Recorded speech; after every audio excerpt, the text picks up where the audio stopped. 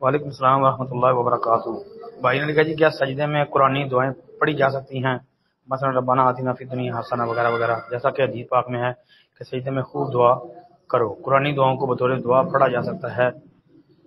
اچھا محترم بھائی، اس میں علماء کا اختلاف ہے۔ بعض علماء تو یہ کہتے ہیں کہ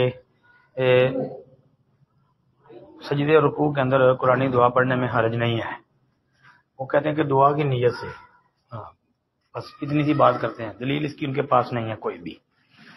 جبکہ ہماری تحقیق میں سجدے کے اندر اور رکوع کے اندر قرآنی دعائیں نہیں پڑھنی چاہیے، اس لیے کہ رسول اللہ صلی اللہ علیہ وسلم نے منع فرمایا ہے رکوع سجدے میں قرآن پڑھنے سے، صحیح مسلم کے اندر حدیث ہے۔ تو اس لیے جو صحیح مسلم والی حدیث ہے نا، وہ مضبوط دلیل ہے، تو اس لیے قرآنی دعا رکوع سجدے کے اندر نہیں پڑھنی چاہیے۔ باقی جو بات یہ ہے کہ سجدے میں خوب دعا کرو، یہ تو حدیث میں آتا ہے، اس میں تو کوئی شک نہیں ہے۔ تو اور تھوڑی دعائیں ہیں سجدے میں کرنے والی۔ ہاں جی، السلام علیکم ورحمۃ اللہ۔ وعلیکم السلام ورحمۃ اللہ وبرکاتہ۔ محترم بھائی کا سوال ہے جی، سجدے کے اندر کہتے ہیں خوب دعائیں کیا کرو، کہ بندہ اللہ کے قریب ہوتا ہے، وہ کون سا سجدہ ہے، نفلی ہے یا کون سا سجدہ ہے یا عام سجدہ ہے؟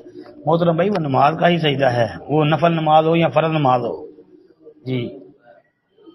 لیکن اب نفل نماز یا فرض نماز کے سجدے کے اندر قرآنی دعا، بھائی ہم نے اس کے متعلق پہلے حدیث رد کر دی ہے کہ صحیح مسلم کے اندر حدیث ہے، رسول اللہ صلی اللہ علیہ وسلم نے منع فرمایا رکوع سجدے میں قرآن پڑھنے سے، تو لہذا راجح بات یہی ہے کہ قرآنی دعا جو ہے وہ رکوع سجدے کے اندر نہیں مانگی جا سکتی۔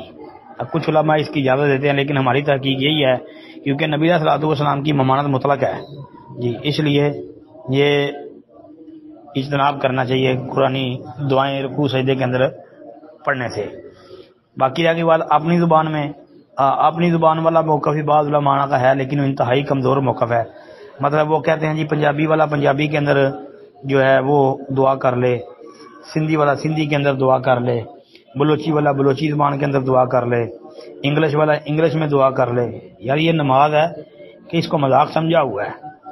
ہاں بعض علماء کہتے ہیں کہ جی نماز کے اندر سجدے میں جا کے بندہ پنجابی والا کہے کہ اللہ مینوں معاف کر دے پنجابی میں، اردو والا کہہ لے یا اللہ مجھے معاف کر دے جی اپنی زبان میں، اسی طرح انگریزی والا انگریزی میں مانگ لے، دوسری زبانیں جن کی ہیں وہ اپنی زبانوں میں مانگ لے۔ بھائی یہ جائز نہیں ہے، ہاں بس یہ مولویوں کی باتیں ہیں، مولویوں کے فتوے ہیں۔ اگر یہ بات ہے کہ رسول اللہ صلی اللہ علیہ وسلم کی سکھائی ہوئی دعائیں جن کی آپ نے تعلیم دی ہے کہ یہ رکوع میں پڑھو یہ سجدے میں پڑھو، پھر تو